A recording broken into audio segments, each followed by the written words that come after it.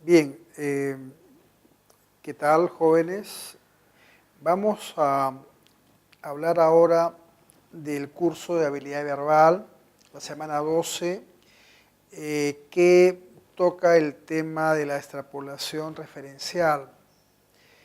La idea de esta operación es muy importante. Hemos visto que la extrapolación cognitiva hace un viraje en las ideas del autor, en el pensamiento del autor, en el contenido semántico del texto. Ahora veremos cómo opera la extrapolación referencial. Tiene que ver con un mecanismo mediante el cual el texto ubica un referente diferente para ver cómo las ideas del texto pueden gozar una eficacia especial. Por ejemplo, si el texto se refiere a un tiempo, por ejemplo, la época medieval, podemos analizar qué pasaría si lo aplicamos a la época moderna o la época contemporánea. Si un texto analiza un espacio determinado, por ejemplo, el espacio de la ciudad, podemos establecer qué pasaría si lo aplicáramos al espacio de la jungla, o de la selva, o de las altas alturas. Por ejemplo, analizar animales en cautiverio y luego ver cómo se comportarían en libertad o viceversa. También se puede pensar en una situación determinada, la situación, por ejemplo, de una aula de clase, y luego proyectarla a lo que pasaría en la situación de un recreo o la situación de un viaje de excursión o algo diferente. En eso reside la extrapolación. En la ciencia, la extrapolación es muy importante porque está ligada con la idea crítica, el motor de la crítica. Y si un autor establece cómo opera en la ciencia la crítica, alguien podría extrapolar esa explicación para ver cómo se aplica en la esfera de la política o en la esfera de la ideología. Inclusive hay autores que plantean extrapolaciones. Un autor importante, George Orwell, escribió un libro en el que dijo lo siguiente: ¿qué pasaría si este modelo que algunos pensadores propugnan, un modelo autoritario, un modelo de absoluta planificación, se llevara a la práctica? ¿Qué pasaría con ese modelo? Y para ello inventó una ficción para ver los efectos perniciosos de un pensamiento organizado de esa manera. Inclusive Platón, que era un crítico severo de la democracia, porque consideraba que la democracia permitía realizar actos muy buenos, pero también actos muy malos. Entonces, por esa razón, él desarrolló una ucronía, un sistema en el que operara un sistema diferente. Entonces, esa extrapolación referencial ha sido vital en el campo filosófico, en el campo científico, en el campo de la ficción literaria. Y es una actividad importante en los ejercicios de la comprensión de lectura. Como ustedes pueden ver, hemos planteado una modalidad de la extrapolación que tiene que ver con la formulación de una implicación subjuntiva. Esta implicación subjuntiva tiene dos partes. Vamos a llamarla de esta manera: implicación subjuntiva. Tiene, por así decirlo, una premisa, una prótesis, que se formula en subjuntivo. Por ejemplo, si aplicáramos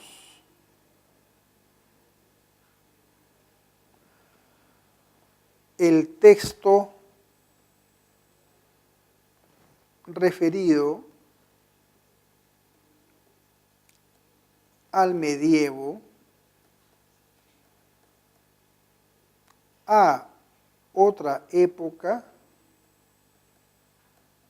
y luego habría una apódosis, o sea, una consecuencia, que básicamente establece qué pasaría con este movimiento en la implicación.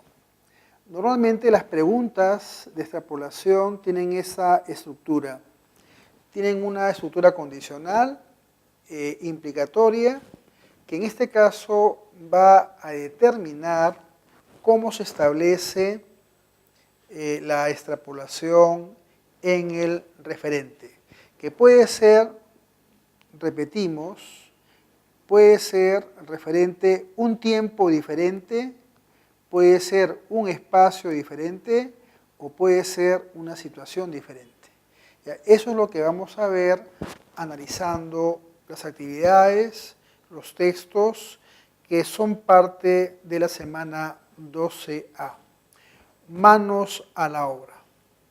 Ya que hemos explicado la noción de extrapolación y hemos establecido el procedimiento que implica formular una pregunta de extrapolación y resolverla, en lo que sigue vamos a analizar casos específicos de textos, tratando de establecer una modalidad amplia de lectura comprensiva en la que está incluida la actividad de la extrapolación. Vamos a empezar con el texto de comprensión de lectora, que tiene que ver con el debate acerca de los derechos de los animales. Bien, el texto que vamos a leer empieza con esta consideración en torno al debate acerca del derecho de los animales. En realidad, al inicio se pensaba que los animales carecían de emociones, eran como máquinas naturales y que por lo tanto carecían de derecho en el sentido del derecho humano. Esta visión acerca del sentimiento de los animales cambió radicalmente en la década del 80, cuando se estableció un conocimiento más firme, por ejemplo, acerca de los chimpancés. En rigor, la vida emocional de los animales es mucho más cercana a la nuestra de lo que se pensaba antes. Y esta forma de pensar, esta forma de ver las cosas, podría transformar la actitud que tenemos hacia los animales y, por ejemplo, discutir si ellos son o no sujetos de derechos. El autor, sin embargo, establece la siguiente argumentación. El derecho humano se basa en la existencia de una suerte de contrato social que implica un binomio entre derecho y deber. El derecho humano implica un deber. Esta naturaleza dual establece que podríamos hablar de derechos solamente en la esfera humana. Y el autor plantea como corolario que no habría derecho en el mundo animal, basándose en esta concepción del contrato social que define la correspondencia entre derechos y deberes. Vamos a analizar las preguntas. La idea principal del texto sostiene que los animales no pueden ser considerados sujetos de derechos, porque en los animales no es posible hablar del contrato social. O sea, no tiene sentido, por ejemplo, sostener que un animal tiene un deber. Y por lo tanto, de acuerdo con la lógica del texto, tampoco tendría sentido establecer que tiene un derecho. La palabra antropomorfismo se emplea en el texto como una idea, una concepción, según la cual el animal estaría inserto en la categoría de hombre. En esto reside la visión que se llama antropomorfismo. Y por lo tanto, si el hombre tiene derechos, el animal también podría tenerlos. Entonces, la idea de esta palabra es darle a los animales derechos como a los humanos. No se condice con el texto, o sea, no es compatible con el texto sostener que los animales también pueden cumplir con deberes. Eso en realidad es incompatible.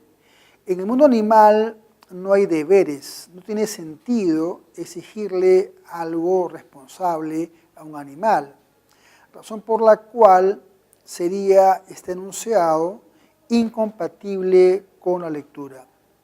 La pregunta 4 es una pregunta de inferencia. Se puede deducir del texto que para el autor los derechos, dice el autor que los derechos se fundamentan en un contrato social, razón por la cual inferimos que el derecho humano en realidad reside en una suerte de convención. Por lo tanto, tienen un carácter convencional, o sea, surgen de un acuerdo, de un pacto, de un contrato social establecido. Veamos finalmente la pregunta 5. La pregunta 5 es una pregunta típica de extrapolación. Implica formular una condición que se niega en el texto. Pero si hemos entendido el texto, podemos establecer en qué sentido se opera con esta extrapolación. Si los animales pudiesen convertirse en miembros de pleno derecho de la sociedad, ¿cuál podría ser la consecuencia? La consecuencia sería que sería algo moral, algo totalmente válido, plantear la existencia de derechos animales. O sea, plantear en el mundo animal que hay derechos no sería moralmente imperfecto, al contrario, sería una consecuencia lógica de asumir la extrapolación presentada en la base de la pregunta. Bien, el texto 2 nos presenta una discusión acerca de las alegorías con las que los seres humanos interpretamos a los dioses. Ya Empédocles se había burlado de la costumbre de interpretar de modo literal las historias centradas en los dioses. Según Empédocles y Xenófanes, se trata de alegorías con las cuales el ser humano interpreta una experiencia en términos simbólicos. Al respecto, el autor se centra en el mito de Osiris y Dioniso, que en realidad expresaba una alegoría en la que se expresaba de forma cifrada la enseñanza mística acerca del sentido de la vida. En tal sentido, la tesis que el autor presupone es que los mitos de Osiris, Dioniso y otros corresponden a lo que Campbell llama la misma anatomía, es decir, la misma configuración que podemos observar en estos mitos. En tal sentido, el tema central del texto tiene que ver con la interpretación de la vida de Jesús como una recreación de los mitos de Osiris y de Dionisos. Se trata de reiterar o repetir la misma historia utilizando nombres diversos. El ejemplo que propone el autor es, por ejemplo, entender la historia de Romeo y Julieta de Shakespeare y la historia de Bernstein de West Side Story, que cambian los nombres, cambian el escenario, pero en realidad representan en esencia la misma historia. Es lo que pasaría con la historia de Jesús en función del mito de Osiris y Dioniso. En tal sentido, observamos la misma anatomía entre la vida de Jesús y los mitos relativos a Osiris y Dioniso.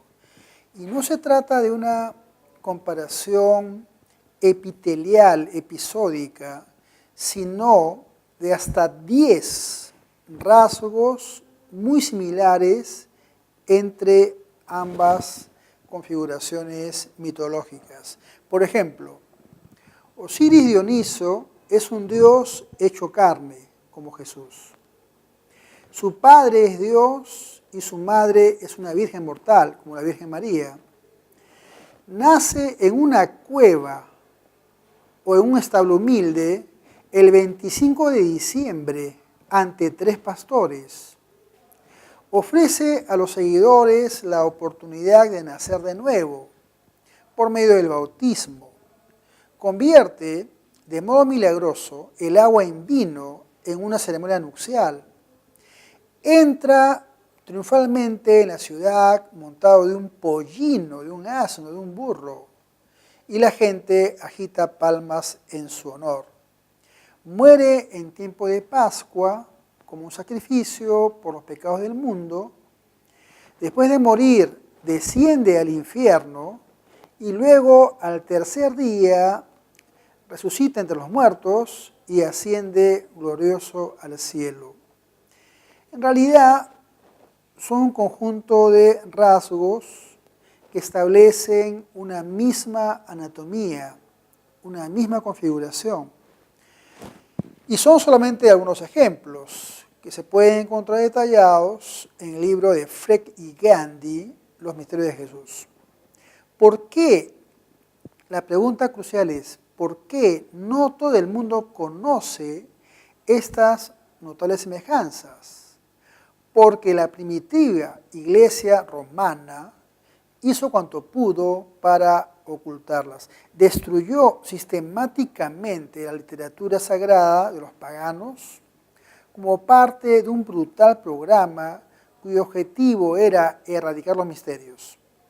Tarea que llevó a cabo de forma tan rigurosa que en la actualidad el paganismo se considera una religión muerta.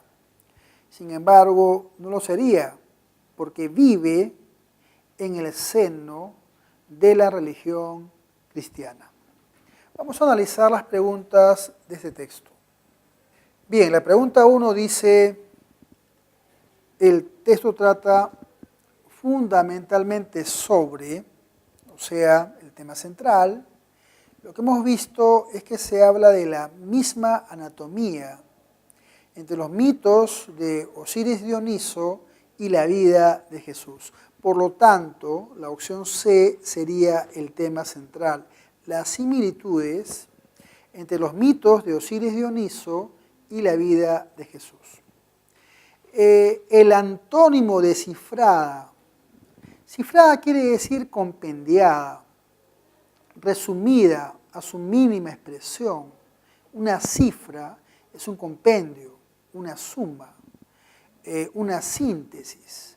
Por lo tanto, el antónimo sería la expansión, el detalle, la explicación prolija.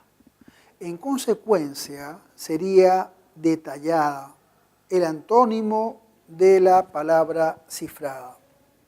En la pregunta 3 no se condice, o sea, no es compatible con el texto sostener que los mitos de Osiris y de Dionisio no comparten nada en común, pues todo lo contrario.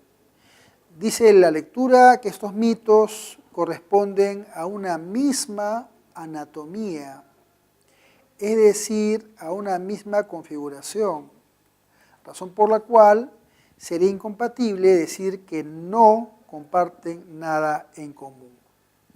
En la pregunta número 4 es una pregunta de inferencia.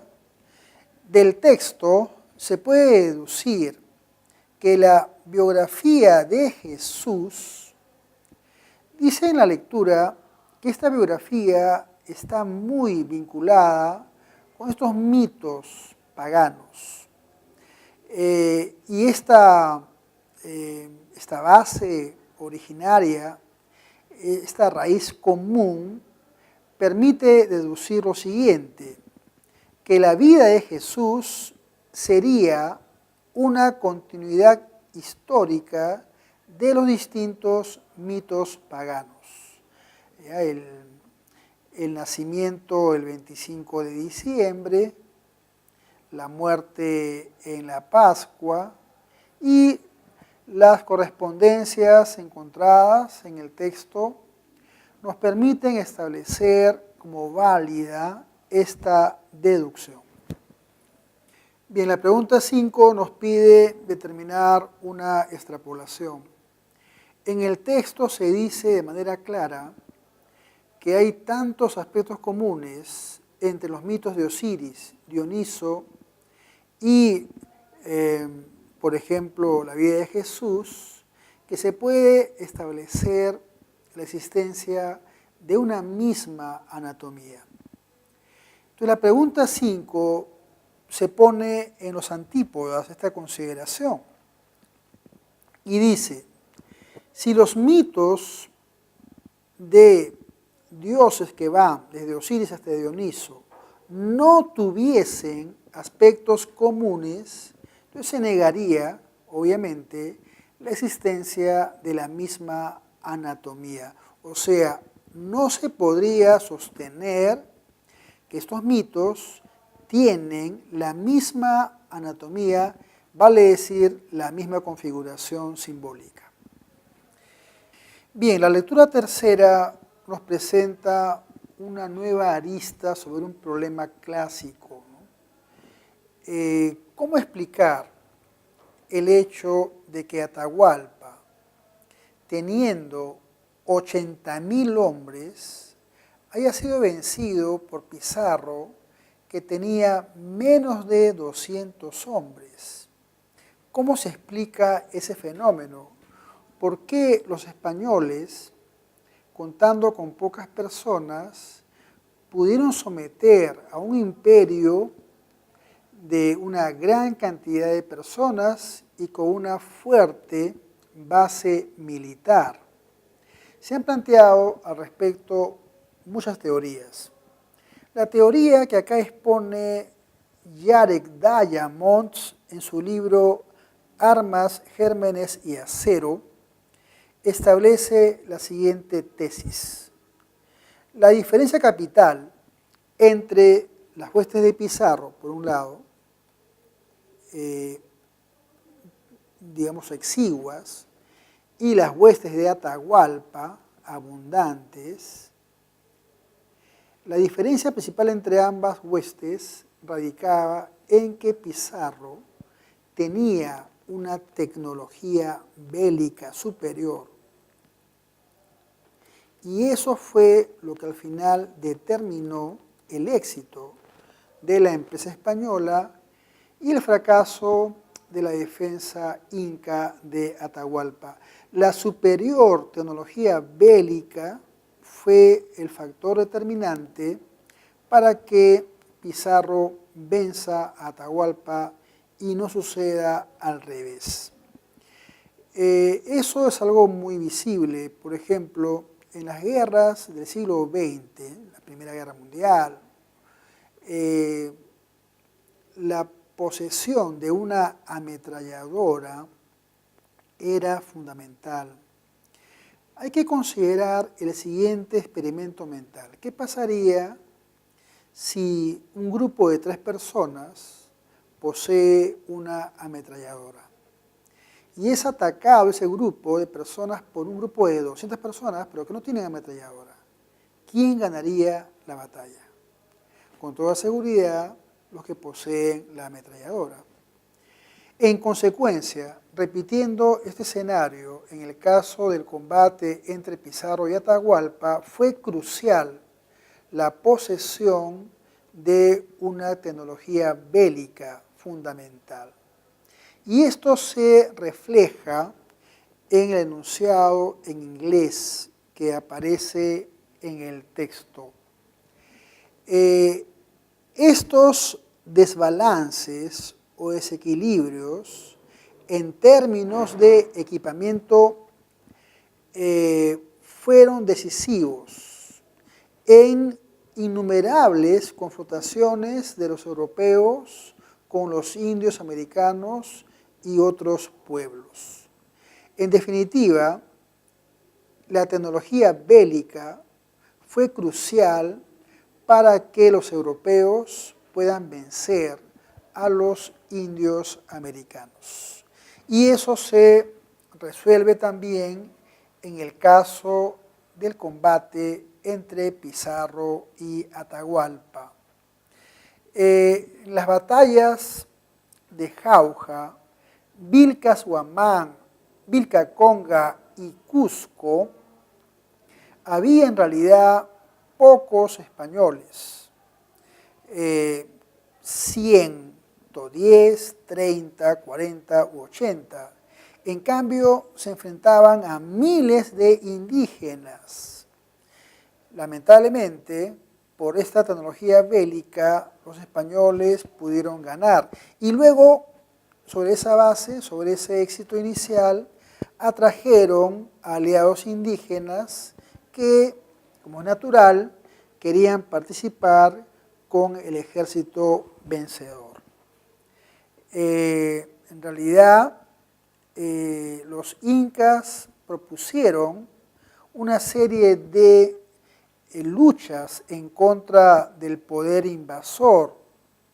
Sin embargo, estas rebeliones, organizadas a gran escala y muy bien preparadas, fracasaron debido al poder bélico, tecnológico del Imperio Español. En eso reside básicamente el tema tocado en el texto número 3. Veamos las preguntas. La idea principal del texto reside en defender esta tecnología bélica como el factor fundamental en la victoria de los españoles sobre los incas, liderados por Atahualpa. Entonces sería la disparidad en el equipamiento militar permitió la victoria de los españoles sobre los incas. El autor habla de una trampa tan transparente, ¿no? Cuando analiza por qué cayó Atahualpa en lo que nos parece, con la ventaja de la división retrospectiva, una trampa tan transparente. Aquí lo que quiere decir transparente es que es algo muy notorio, por lo tanto connota obviedad, o sea, que fácilmente visible, fácilmente perceptible.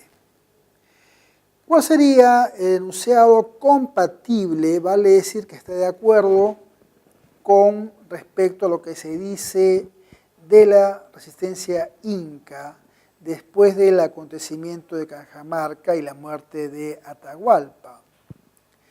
Se planificó de manera estratégica revueltas contra el expansionismo español. O sea, hubo varias revueltas, muy bien planificadas, pero sin embargo no podían hacer nada frente al poderío bélico, la tecnología bélica nueva que trajeron los españoles. Bien, la pregunta 4 nos remite a la frase en inglés.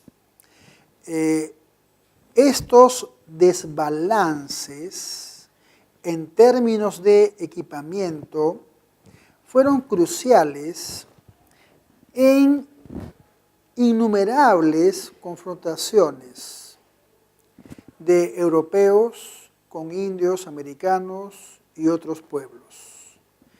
Este desbalance, o sea, el hecho de que los españoles tengan tecnología bélica muy elevada y los indios americanos carecieran de tal tecnología bélica importante. Nos pide determinar, la pregunta, una inferencia a partir de este desequilibrio o de este desbalance. Se puede inferir que los europeos también derrotaron a otros pueblos debido a su poderío militar. Lo que dice, ¿no?, indios americanos y otros pueblos nos permite establecer esta inferencia. La pregunta final es una pregunta de extrapolación. Si los incas hubieran conocido las armas de acero, vale decir, si los incas hubieran tenido acceso a la tecnología bélica, obviamente ya no habría habido un desbalance, un desequilibrio. La contienda habría sido de otra índole.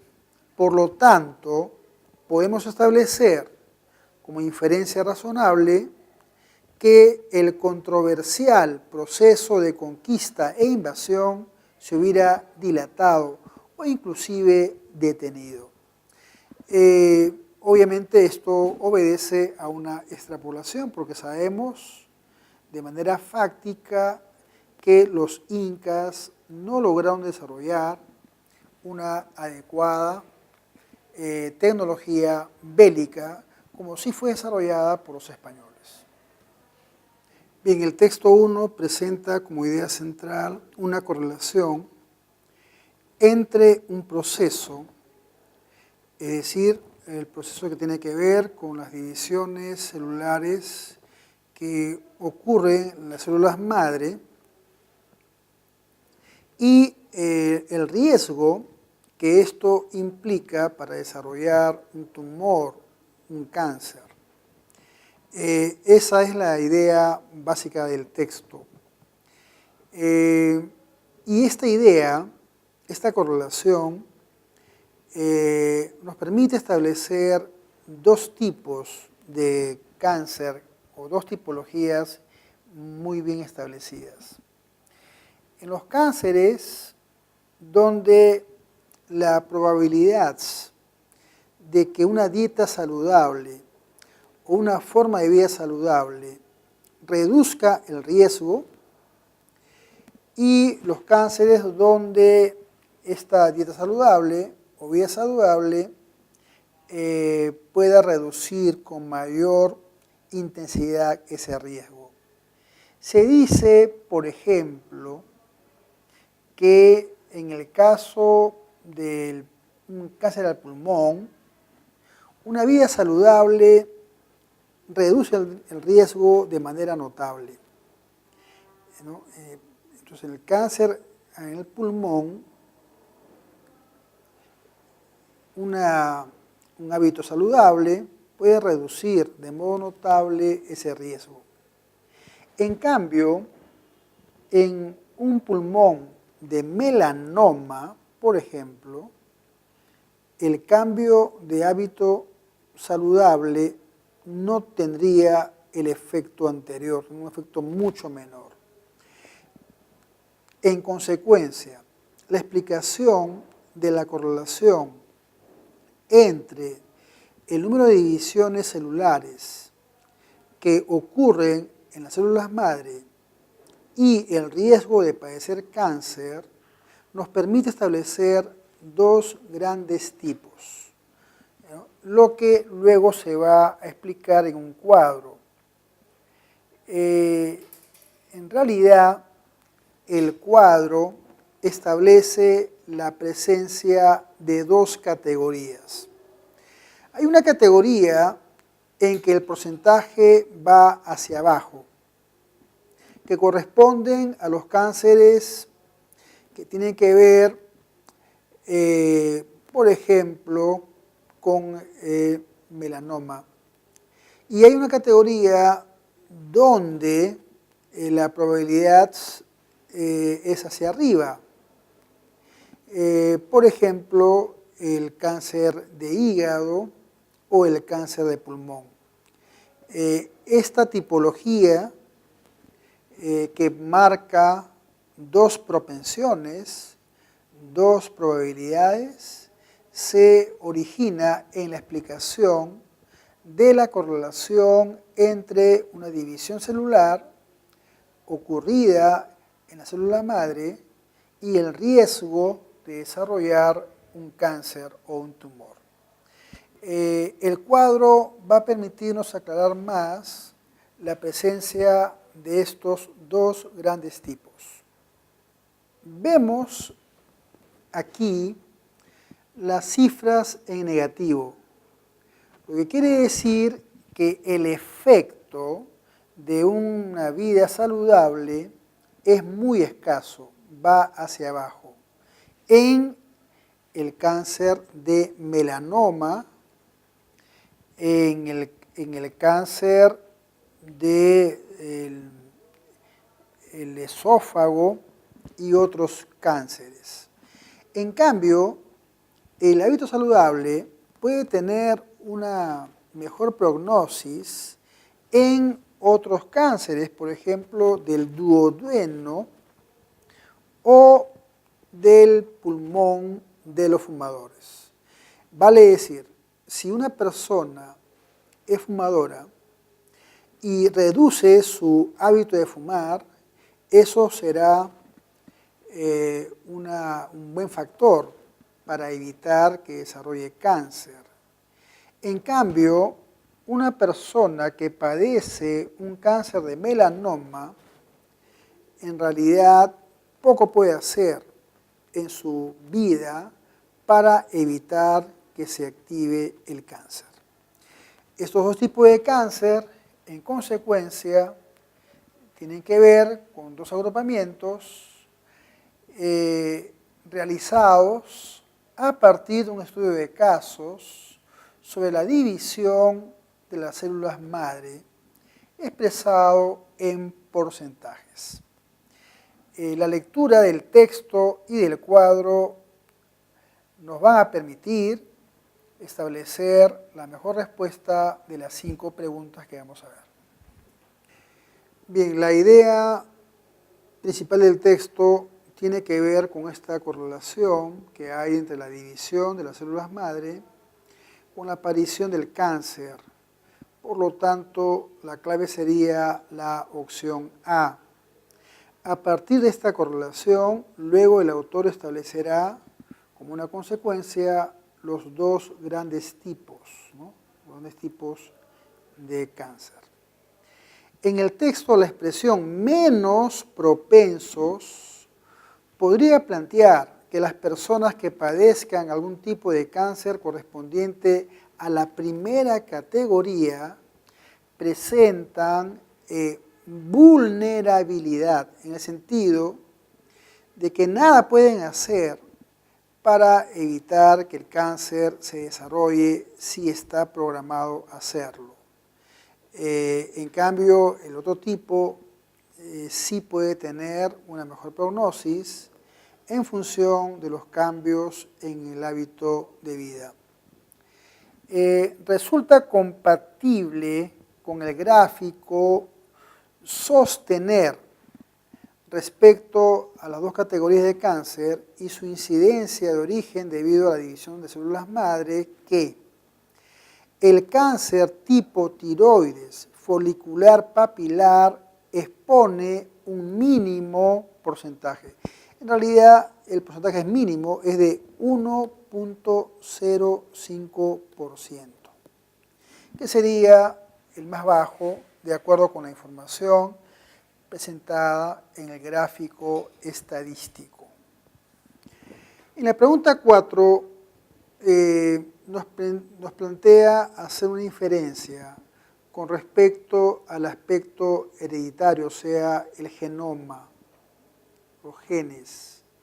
En la medida en que estos genes son independientes de cualquier efecto ambiental, podemos establecer que el aspecto hereditario se puede considerar como un factor intrínseco al ser posible causa de la acumulación de las mutaciones. ¿Ya? Es decir, es un factor interno que corresponde al organismo, es endógeno, no es externo. Por esa razón se deduce que se puede considerar un factor intrínseco. Y la pregunta número 5, pregunta de extrapolación. Si una persona creyera que puede prevenir el cáncer melanoma mediante dieta y hábitos saludables, probablemente, bueno, el tipo de cáncer melanoma es el tipo en el que la influencia de una dieta o una vida saludable es mínima, va hacia abajo. Por lo tanto, esa persona en realidad haría un esfuerzo inútil o infructuoso. Sus esfuerzos serían infructuosos porque de todas maneras afloraría en caso de darse la probabilidad. Esta sería la respuesta correcta de la pregunta número 5. Cosa muy diferente ocurriría con el caso del cáncer al pulmón, donde el hábito saludable sería en realidad crucial para evitar que ese cáncer se pueda establecer o pueda aflorar en la vida del individuo. Muy bien, el texto dialéctico 3 tiene dos partes, el texto 3a y el texto 3b. Ambos tienen que ver con una idea esencial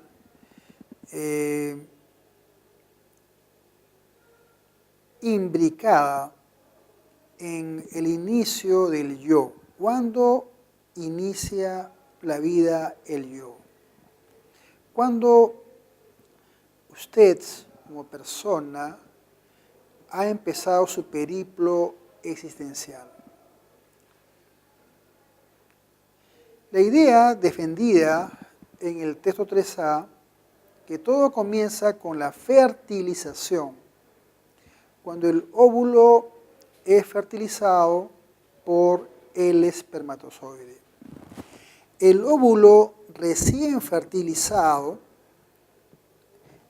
a partir de la unión de los padres, de la madre y del padre, ese embrión inicial es el mismo individuo que va a aparecer a los, por así decirlo, 9 meses, 10 años, 20 años, 50 años, 80 años. Esa es la idea fundamental que plantea el texto A. La idea fundamental se basa en la continuidad genética entre el cigoto y el yo. Si una persona tiene, por así decirlo, 50 años, posee un genoma determinado. Y ese genoma es el mismo de cuando empezó como cigoto, o sea, cuando empezó la fertilización, razón por la cual habría una continuidad numérica en el yo. Esta tesis es la fundamental para sostener que el yo empieza su vida, su periplo vital, en la fertilización. Se afirma que el cigoto y el yo son el mismo individuo. Y en realidad, esa continuidad genética es en realidad una continuidad numérica. Es decir, es el mismo individuo. No hay muchos individuos, sino un solo individuo que empieza con el cigoto. Sería esa la tesis defendida en el texto 3a. Dado que tenemos una lectura dialéctica, vamos ahora a analizar la postura contraria, la postura del texto 3b.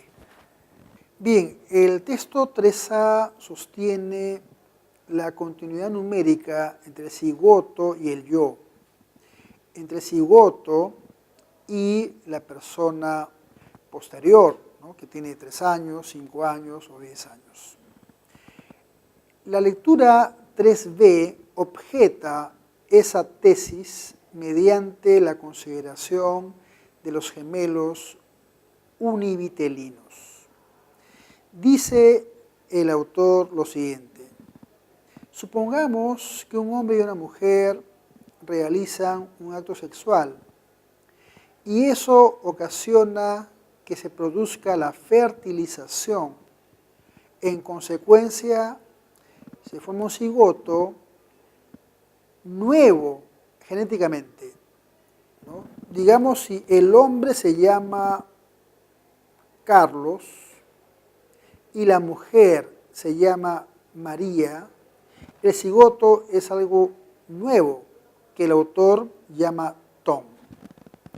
Tom tiene una identidad genética específica que se repetirá constantemente cuando comienza su división.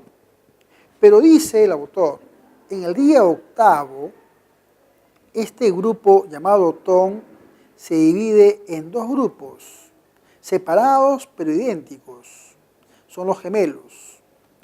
En tal caso, ya no se puede sostener que hay una base sólida para establecer que los gemelos son la misma persona. Son personas diferentes. Por ello, dice el autor que mantener que los dos Tom son Tom va en contra del supuesto de la condición numérica. Este argumento intenta refutar, intenta invalidar, intenta rebatir la tesis central defendida en el texto A. En resumen, el texto 3a sostiene el argumento basado en la continuidad numérica. En cambio, la lectura 3b objeta ese argumento utilizando el caso de los gemelos univitelinos. Ahora veamos la pregunta 1. El texto gira en torno a la supuesta continuidad entre el genotipo, el cigoto y el individuo. Supuesta porque el texto A sostiene una postura a favor, pero el texto B refuta la teoría y la niega. En eso reside el debate, en eso reside la lisa polémica entre el texto A y el texto B. En el texto 3a, el término existencia, o sea, ¿cuándo se puede decir que se inicia la vida humana? De acuerdo con la lectura A, la vida humana se inicia con la fecundación. Existencia hace referencia a la fecundación. Cuando se produce la fecundación, surge la vida humana, surge el yo, surge la persona. Esa es la tesis planteada en el texto 3a. La pregunta 3 nos pide determinar la opción incompatible con la postura defendida en el texto B. El texto B presenta una objeción contra la continuidad numérica. O sea, la existencia de gemelos univitelinos establece que no hay un solo ser, sino hay dos.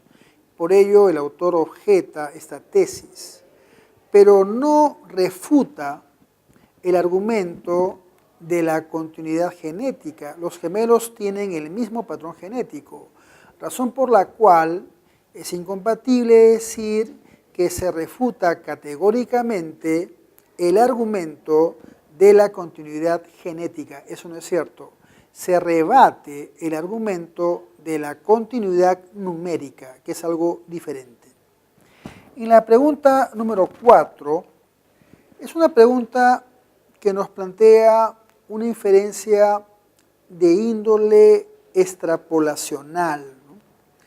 A partir del concepto de fertilización que se esgrime, que se defiende en el texto 3a, se puede inferir que probablemente se concedería los mismos derechos de un individuo a un cigoto. O sea, desde su concepción, la persona se puede considerar persona y por lo tanto puede tener los mismos derechos. Esta es la tesis que se defiende en nuestro marco legal. En nuestro marco legal se dice que los derechos empiezan una vez que el individuo está fertilizado. Obviamente para recibir los derechos hay que nacer, ¿no? Esa es la idea fundamental. Pero se puede establecer que desde su concepción el ser humano tendría los derechos. No habría, en consecuencia, ninguna diferencia axiológica entre un niño de 2 años, un feto de 8 meses y un cigoto, de acuerdo con la postura del texto 3a. La pregunta final es una pregunta también de extrapolación.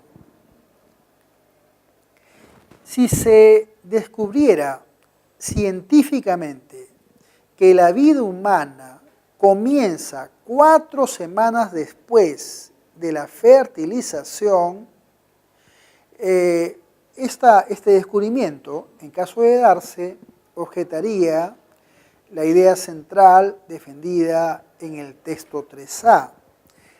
Luego, la postura de 3a se vería cuestionada, dado que esta postura sostiene que la vida humana comienza con la fertilización, es coetánea con la fertilización. En cambio, este descubrimiento atentaría contra este presupuesto básico y por ello decimos que la clave de la pregunta 5 sería la opción A. Bien, jóvenes, hemos terminado la discusión de la separata 12 dedicada a la extrapolación. Esperamos encontrarnos en futuras sesiones para discutir constructos esenciales de la comprensión de lectura. Hasta pronto.